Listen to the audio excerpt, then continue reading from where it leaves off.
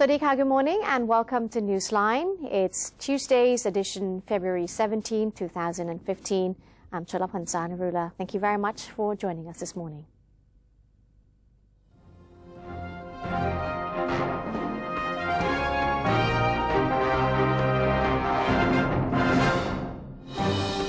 In today's Thailand Moves Forward, Prime Minister Prayut Chan-o-cha has assigned the Bank of Thailand to monitor the inflation and policy interest rates, expressing his confidence that the overall Thai economy will expand by 3 to 4% following recovering exports. The Thai Prime Minister said that the economy had been improving since the government took office. The government focused on promoting Thai tourism to help stimulate the economy after it found that more tourists visited Thailand last year. As for the negative inflation, the Prime Minister said he had talked about the matter with relevant units who had ensured that the negative inflation would not affect the country. General Prayut nevertheless instructed the central bank to keep a close watch on the inflation and interest rate situation. The Premier also mentioned the government's assistance for rubber and rice farmers through compensation and other measures to help reduce their cost of production. The Prime Minister stated further that he believed Thailand's border trade as well as the overall economy would grow more after special economic zones were established. The time period for companies to submit applications for petroleum concession grants has been extended until March the 6th. Energy Minister Narongthai Karaserani revealed the decision to extend the deadline after Monday's meeting of National Energy Policy. February 18th was the original date previously set. The extension was made because of conflicting opinions expressed by many parties and because the government wanted to listen to the views of all sectors first. 13 tenders have already been submitted for the new concessions, which involves the rights to 29 petroleum exploration blocks. Prime Minister Prayut Chan-o-cha asserted that government representatives will participate in the forum to gather opinions on the 21st round of petroleum concessions grant, slated to be held on Friday. General Prayut remarked that he hoped for understanding to be reached at the forum and for the forum to be the last one needed. China has expressed an interest to buy 2 million tons of rice and 200,000 tons of rubber from Thailand. The products will be delivered within 2 years or from 2015 to 2016. Commerce Minister Thatchai Sarikalaya said he met with his Chinese counterpart and officials from relevant units during his visit to China to lay out the frameworks of 2 projects between the 2 countries. The projects included the construction of electric trains in Thailand and China's rice purchase from Thailand. As for the high-speed train project, the minister said that it would proceed as scheduled. Thailand will invite the Chinese Commerce Minister and executives of relevant units to a formal meeting in Thailand for the first time mid-March on the various projects. Around 500,000 tons from more than 900,000 tons of rice in the rice pledging scheme could be sold immediately, said the minister. The rest, 400,000 tons, did not pass quality checks. The government has officially launched the Blue Flag Mobile Unit campaign aimed at offering the public economically priced products to save their expenses. Citing Prime Minister Prayut Chan-o-cha's policy to tackle the problem of high cost of living, Commerce Minister Thatchai Sarikalaya said that the Commerce Ministry has all along been introducing various measures that are in accordance with this policy. Some of the measures initiated by the ministry included the offering of discounted consumer goods during the New Year holidays and the low-priced, well-cooked and delicious meal project that allowed consumers to get their favorite meals at 30 to 35 baht. And to allow people in various communities the opportunities to enjoy economically priced goods, General Thatchai said that the Internal Trade Department has come up with the Blue Flag Mobile Unit campaign that involves 100 trucks carrying products that are 20 to 40% cheaper than in the market and visiting people throughout Bangkok, particularly in areas where low-income earners live. At the official launch of the campaign on Monday, the Commerce Minister said that he is confident that this initiative will gross around 100 million baht while helping the public save about 30 million baht in spending. The Secretary-General of the National Economic and Social Development Board, or NESDB, has revealed Thailand's GDP in the 4th quarter of 2014 grew 2.3%. That's an increase of 1.7% from the preceding quarter. อาคมเติมพิทยาภัยศิษย์ the Secretary General of NASDB attributed the increase to higher consumption and investment by the private sector, a 1.5% increase in export revenue, and government spending to encourage local consumption. The NASDB Secretary General also affirmed that economic stability was at a satisfactory level, with the rate of unemployment at only 0.6%, inflation rate at 1.1%, and a current account surplus of 316.76 billion baht, equivalent to 10.2% of the GDP. This resulted in economic growth of 0.7% throughout 2014. Mr. Akom projected the economy in 2015 would expand by 3.5 to 4.5% due to a recovery in the export sector and the revival of the world's economy. Investment in the private sector is expected to grow 5%, following government approvals of private investment projects seeking BOI privileges, tourism promotion measures, and budget disbursement for government projects. Meanwhile, the vehicle export industry has also recovered as the oil price in the world market has been falling.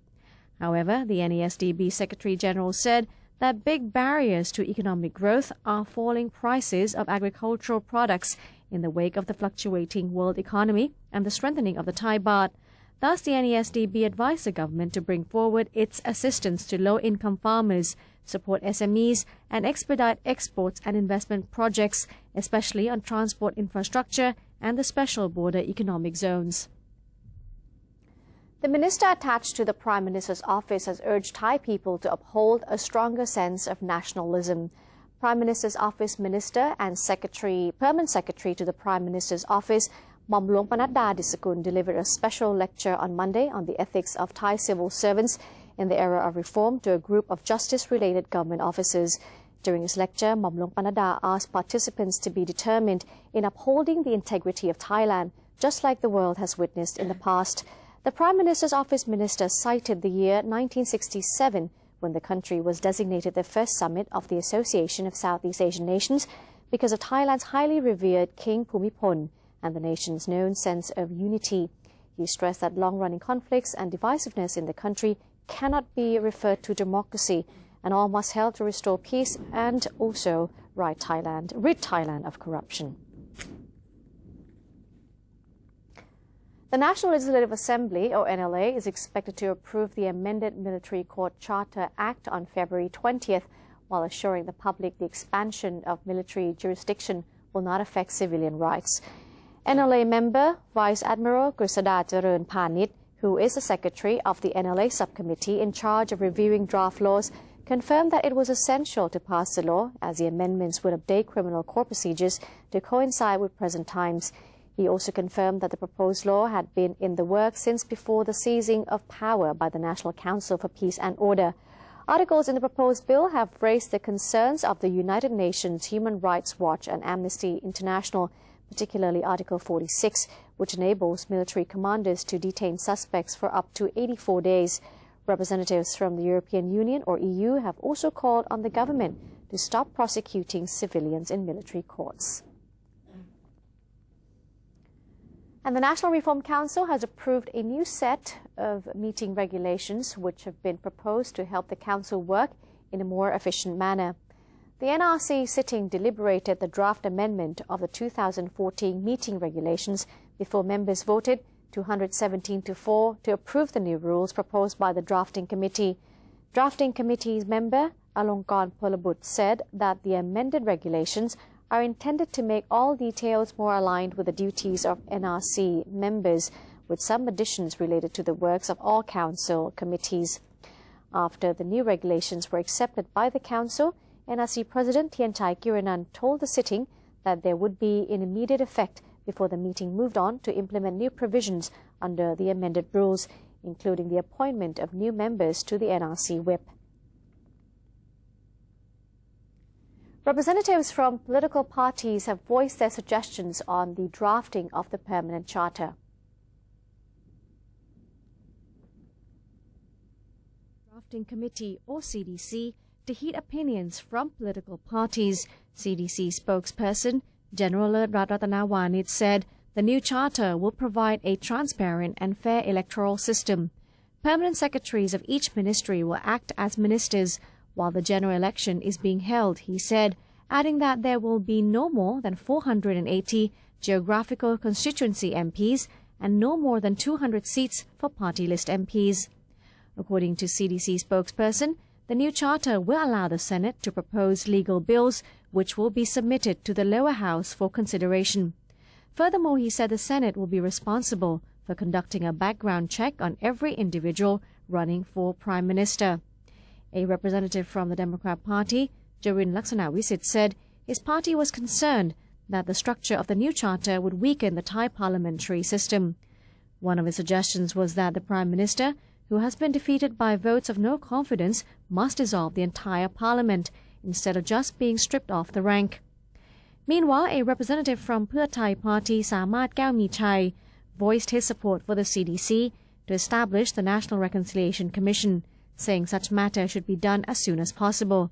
He said Prime Minister General Prayut Chan-o-cha, as head of the National Council for Peace and Order, has the power under Section 44 of the Interim Constitution to establish such an organization without head of the permanent charter.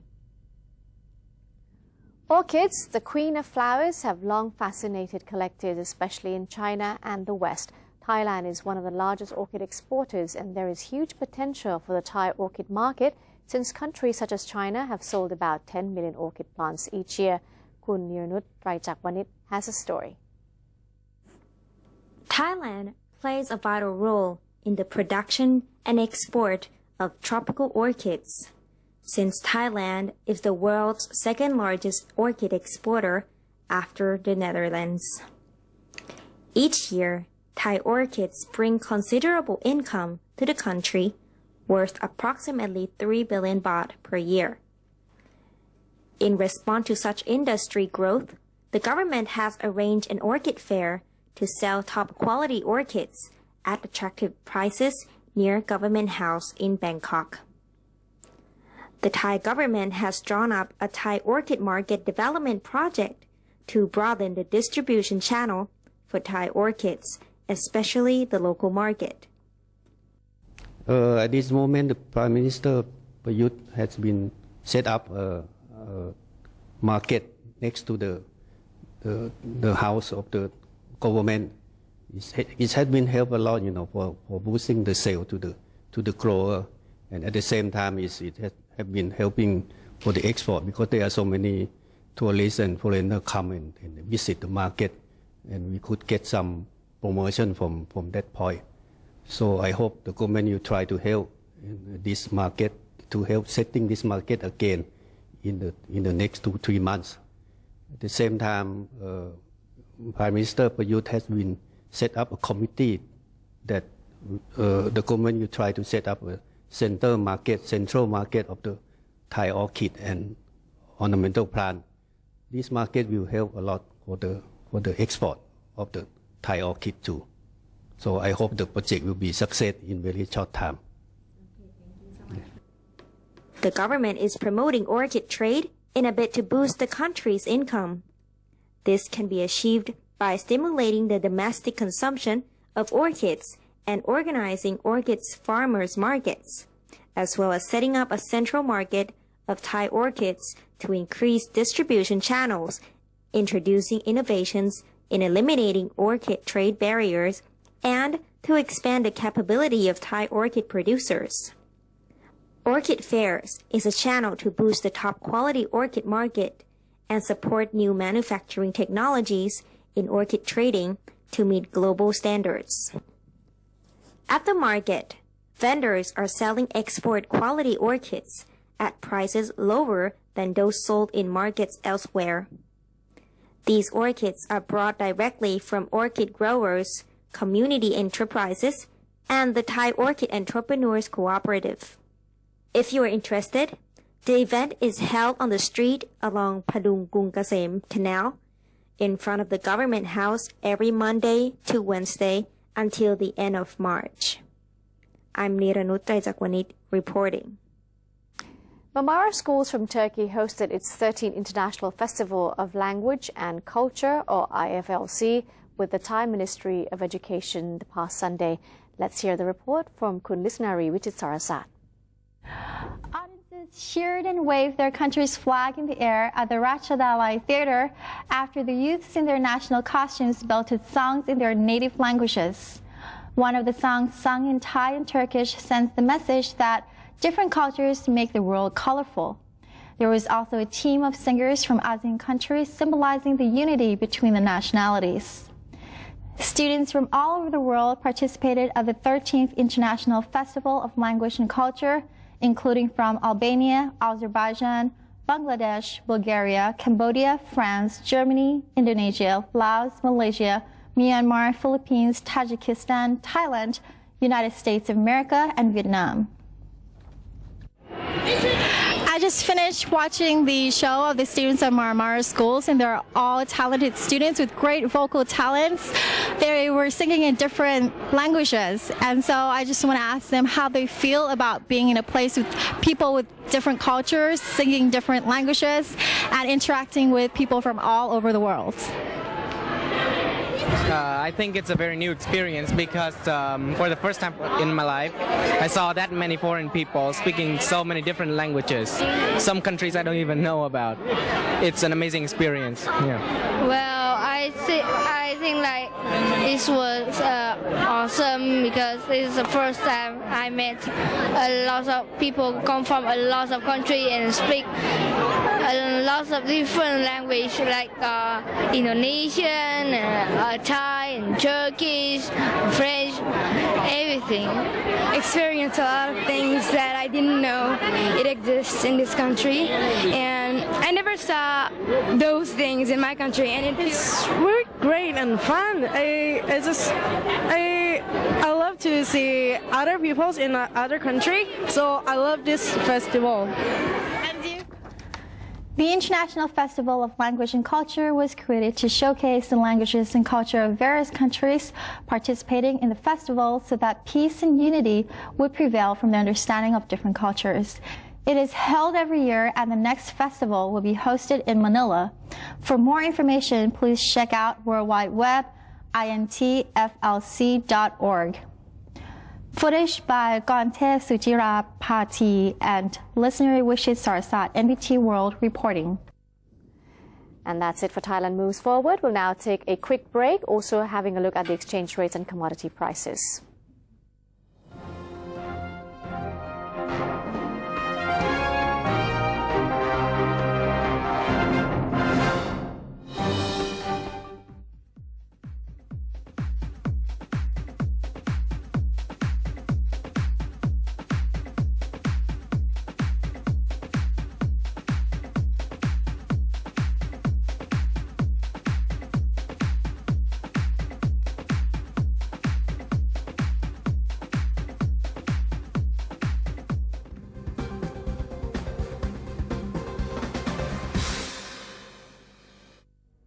To maintain a strong nation, Thailand is promoting 12 core values for the good of the people.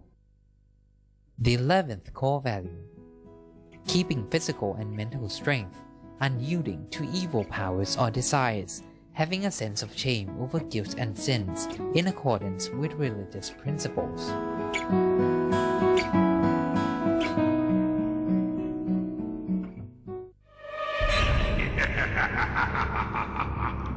Even if we don't see them, they are amongst us. And they're hungry.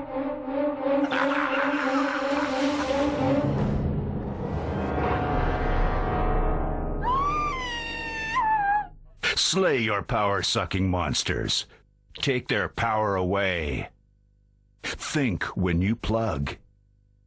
NBT World, a 24-hour English language television service operated by the National News Bureau of Thailand, or NNT, is designed to bring the most reliable information about Thailand to the international community.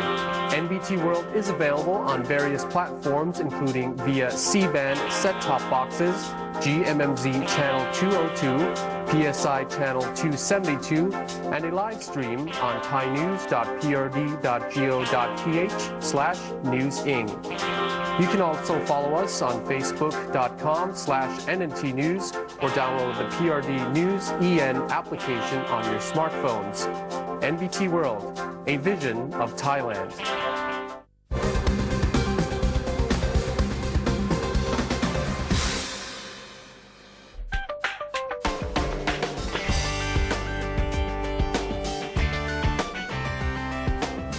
Welcome back. You're watching Newsline. The Thailand Post Company, together with the National Postal Services from the other 9 ASEAN countries, are working to organize a design competition to come up with the first official ASEAN stamp and postmark for the entire region. Thailand Post first proposed a joint project amongst ASEAN Economic Community or AEC countries to share a stamp with the theme One Vision, One Identity, One Community at the 19th ASEAN Postal Business Meeting held in Siem Reap, Cambodia in 2012, and the initiative from Thailand Post was fully supported by all member countries. Since then, work has progressed and the stamp is ready. Mr. Piyawat Mahapariya, Senior Executive Vice President and Acting President of Thailand Post, said while revealing the winners of the contest that the best design for an official stamp and postmark were chosen from a total of 55 design concepts comprising of 30 stamps and 25 postmarks. There were submissions from all 10 ASEAN countries, and the winners were chosen by 10 judges who are postal representatives from all 10 countries and 3 judges from 3 neutral organizations, namely Universal Postal Union or UPU, Asian Pacific Postal Union APPU, and the head of Public Outreach and Civil Society Division, ASEAN Secretariat, Ms. Duridi Siritanya. The stamp winner and postmark design winners both came from Vietnam. Mr. Nguyen Huong Hoc, Deputy Director of the Department of Post in Vietnam's Ministry of Information and Communication, was the chosen representative for the designers, and he showed gratitude that designs conceived in his country were considered the best reflection of unity in the ASEAN community. Their designs will be produced as a stamp and postmark for all ASEAN countries. However, the stamp's composition and denomination depends on the postal regulations in each country, and stamps can only be sent from the country the stamp is being purchased from. The first ever ASEAN stamp will be officially issued in each member country of the ASEAN region on August 8, 2015, in order to celebrate the 48th anniversary of ASEAN.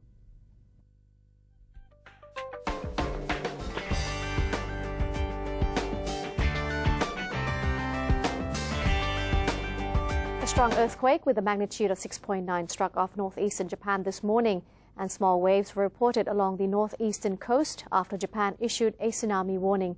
Japanese broadcaster NHK said small waves of between 10 centimeters and 20 centimeters reached the coast of Iwate Prefecture, that's some 600 kilometers from Tokyo.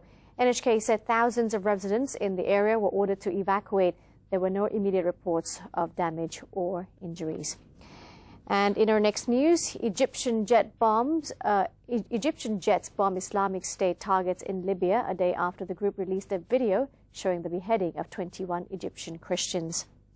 Egypt said the pre-dawn strike hit militant camps, training sites and weapons storage areas in neighboring Libya. Libya has been in the throes of a civil conflict that has plunged the country into near anarchy and created havens for armed factions. Egyptian state television aired footage of fighter planes leaving a hangar with "Long Live Egypt" emblazoned on the tails, followed by a night vision aerial footage showing bomb explosions and the aircraft returning in early daylight. Libya's Air Force also participated in yesterday's attack, which targeted Derna, an eastern coastal city seen as a base for Islamic State fighters in the oil-rich nation. And that's it for today's edition of Newsline. If you do have any suggestions or comments, please write to us at newsline.nbt@gmail.com. Today we say goodbye, taking you to Haiti, where the Haitians celebrated Carnival. It was a festival that was organized in Port-au-Prince. I'm Chalapan Sanarula. Thank you very much for joining Newsline today. See you again tomorrow. Sawasdee ka.